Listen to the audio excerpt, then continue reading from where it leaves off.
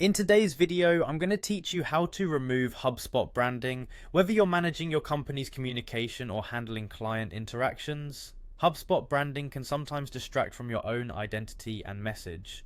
In this guide, I'll walk you through the process step by step to help you make sure your communications truly reflect your brand. To kick things off, the first step is to head over to the HubSpot homepage and click on the login button. This is your main gateway to accessing all the tools that HubSpot offers. Once you've clicked login, you'll be prompted to enter your email address. Simply type in your email and click next to proceed to the next screen. When you're at the login page, you have the option to sign in with your email and password, or you can choose to sign in with Google. Select sign in with Google if that's your preference, and go ahead and choose your email address linked to your HubSpot account. This provides a seamless login experience, especially if you're using multiple services within the Google ecosystem.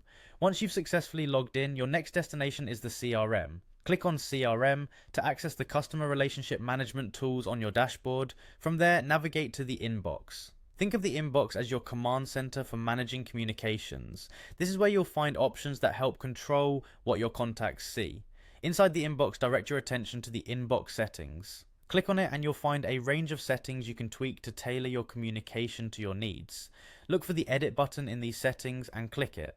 This section allows you to modify various aspects of your inbox setup. Now, take note of the turned off for sending and turned on for sending settings. These options manage how your messages are dispatched. If your goal includes making adjustments to branding, exploring these options is crucial. A key point here is that to actually remove HubSpot branding, you typically need to upgrade to a paid version of their services. HubSpot includes its branding as part of its free service tier, and opting for a paid plan is often necessary if you wish to remove this branding entirely. It's worth considering the added benefits and features that come with a paid plan, which might enhance other areas of your marketing or communication strategy as well. I hope this guide has been helpful in navigating the steps to manage and potentially remove HubSpot branding. Remember, personalization and branding are powerful tools in shaping your audience's perception of your company.